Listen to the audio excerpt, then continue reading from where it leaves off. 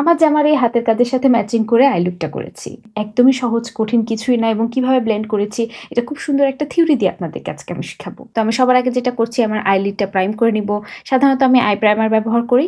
কিন্তু যেহেতু আমি ধরে নিয়েছি যে অনেকের কাছে আই প্রাইমার নাও থাকতে পারে তাই তাদের জন্য আমিও কনসিলার দিয়ে করছি। একটুখানি কনসিলার নিয়ে আমি এটা ব্লেন্ড আউট করে নিব।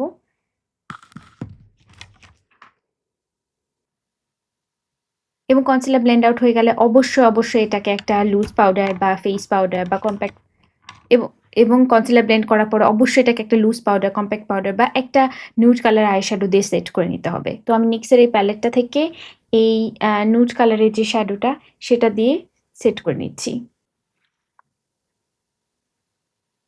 সেট করার ফলে মূলত অনেক সময় যে শ্যাডো ব্যবহার করার পরে একটা ক্রিজ পড়ে যায়, ওই ক্রিজটা আর পড়বে না। যেরকমটা এখানে দেখতে পাচ্ছেন যে খুব সুন্দরভাবে ব্লেন্ড হয়ে আছে, সেটা পাবেন।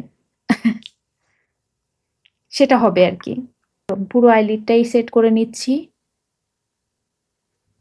ডার্ক শ্যাডো থেকে একদম লাইট শ্যাডো পর্যন্ত ব্লেন্ড করার জন্য একটা রুল মনে রাখবেন, যেটা আমি ফলো করি, সেটা হচ্ছে 3 শেড রুল। 3 শেড রুলে 3টি রং থাকে। প্রথমটা হচ্ছে সব থেকে ডার্ক কালার, অর্থাৎ আপনি যে আইশ্যাডো লুকটা ক্রিয়েট করতে যাচ্ছেন সেটার মধ্যে সব থেকে ডার্ক কালার কোনটা হবে। তো আমি ধরে নিচ্ছি আজকের লুকে আমার সব থেকে ডার্ক কালার হবে এটা।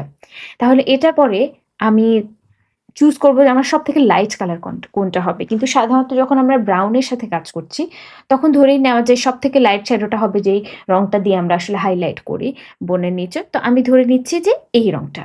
তাহলে এটা আর এটা এই দুটোর মাঝামাঝি আমাদেরকে একটা মিড টোন শেড খুঁজে বের করতে হবে এবং সেটা হতে পারে এখানে সবগুলোর মধ্যে এটা এই দুটোর মাঝামাঝি। তো আমরা এই 3 শেড রুলে আমরা 3টি শ্যাডো বাছাই করে নিলাম। এখন লাইট থেকে ডার্ক, ডার্ক থেকে লাইট যে কোনোটাই করতে পারেন। আজকে আমি ডার্ক থেকে লাইট দেখাবো। যদিও আসলে আমি লাইট থেকে ডার্কই বেশি সাজেস্ট করি, কিন্তু আজকে যেহেতু আমি এই লুকটা অলরেডি করে ফেলেছি এটাই আমি একটু আপনাদেরকে দেখাতে চাই। পরে আমি শেয়ার করব বাকি যে মেথডটা। তো আমি সবার আগে একটা ছোট্ট পেন্সিল ব্রাশ নিয়ে নিচ্ছি। আরেকটা যে বিষয় মনে রাখবেন যে ডার্ক যত বেশি তত ছোট হয়ে যাবে ব্রাশের মাথা, হ্যাঁ? তো আমি এখানে সবথেকে ছোট পেন্সিল ব্রাশটা দিয়ে সবথেকে ডার্ক কালারটা নিয়ে নিচ্ছি এবং সেটাকে আমি অ্যাপ্লাই করব আমার যেহেতু একটু হুডেড আইস, এই কারণে হুডের ঠিক ওপরে এখানে, যেন উপর দিকে তাকালে বা চোখ খুললে খুব ভালো মতো দেখা যায়। সেটাকে আমি আমার এই যে আইব্রাউয়ের মাঝামাঝি পর্যন্ত আনবো এবং বাইরের দিকে। তো যখন মোটামুটি ডার্ক শ্যাডোটা লাগানো হয়ে যাবে, যতটুকু এরপরে আমি শ্যাডোটা একটু মুছে, ব্রাশটা মুছে এটাকে একটু ব্লেন্ড করার চেষ্টা করব। এই সময় একটু প্যাচি মনে হতে পারে, কিন্তু ভয় লাগার কোনো কারণ নেই। আমরা ঠিক করে ফেলবো। আমি মূলত এই শ্যাডোটা করার পরে তারপরের দিকে নিচে পর্যন্ত টানি, আবারও ডার্ক শ্যাডো নিয়ে নিব এবং এই কর্নার থেকে আমাদের চোখের যে কর্নার সেটা যোগ করে দিব।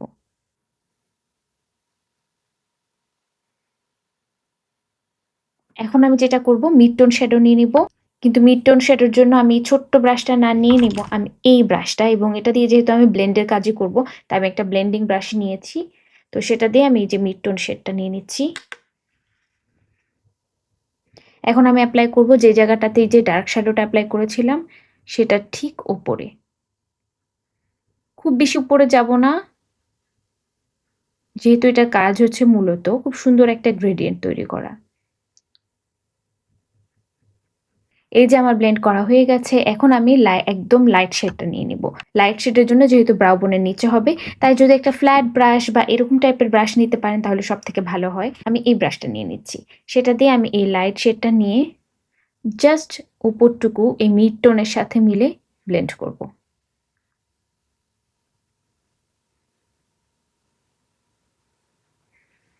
এখন আমি যেটা করব, আমি আবারও উল্টো আসবো। অর্থাৎ আমি প্রথমে কি করেছিলাম, ডার্ক অ্যাপ্লাই করেছিলাম, মিড টোন অ্যাপ্লাই করেছি, এরপরে লাইটে গিয়েছি। এখন আমি আবার উল্টো করব। আমি কিন্তু এখন লাইট অ্যাপ্লাই করেছি, এখন আমি আবার মিড টোন অ্যাপ্লাই করব। এবার পরিমাণে আর একটু বেশি অ্যাপ্লাই করব এবং আবারও আমি সেই ডার্ক শেডটা নিয়ে নিচ্ছি।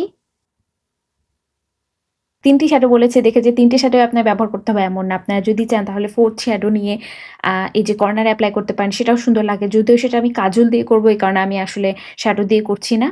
আ শ্যাডো দিয়েও করা যায়, একই রকম সুন্দর হবে। এটা জাস্ট একটা বেসিক রুল। যেটা দিয়ে আসলে ব্লেন্ডিং খুব চমৎকার হয় এবং খুব সহজ হয়ে যায়। এখন আমি যেটা করব, আমি কাজল এপ্লাই করব। কাজলটা আমি সবার আগে এপ্লাই করব চোখের একদম কর্নারে, কারণ এটাকে আমি স্মাচ করব। আমি এখানে লরিয়েলের প্যারাডাইস কোল কাজলটা ব্যবহার করছি। এবং যেহেতু এটা হচ্ছে সবথেকে ডার্কেস্ট শেড, এজন্য আমি সবথেকে ছোট ব্রাশটা নিয়ে নিচ্ছি। এরকম একটা স্মাজের ব্রাশ, ছোট্ট একটা ব্রাশ নিয়ে আমি এটাকে স্মাচ করব। এটাকে আমি একটু স্মোকি করেছি।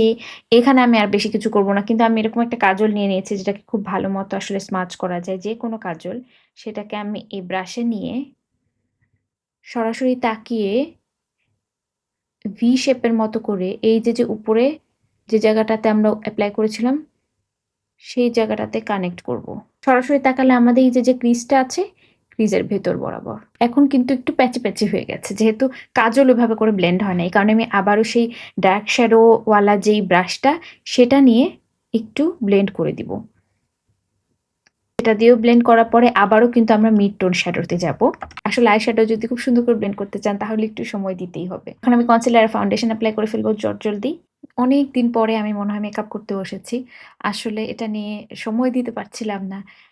একটা সময় মনে হচ্ছিল যে নাই করি। আসলে বন্ধই করে দেই। কারণ কোনোভাবেই আমি সময় ম্যানেজ করতে পারছি না। পিএইচডি এবং সারাস কোয়েস্ট ব্র্যান্ডের কাজ এত কিছু নিয়ে।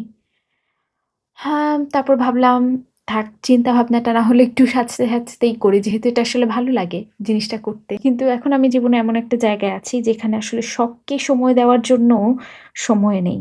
আর শখের জন্য আসলে যে সময়টুকু বরাদ্দ থাকে সেটার সময় আপনাদের সাথে আমি সেলফ লাভ, ভালোবাসা, নিজেকে ভালোবাসা এগুলোর কথাই বলতে বেশি পছন্দ করি।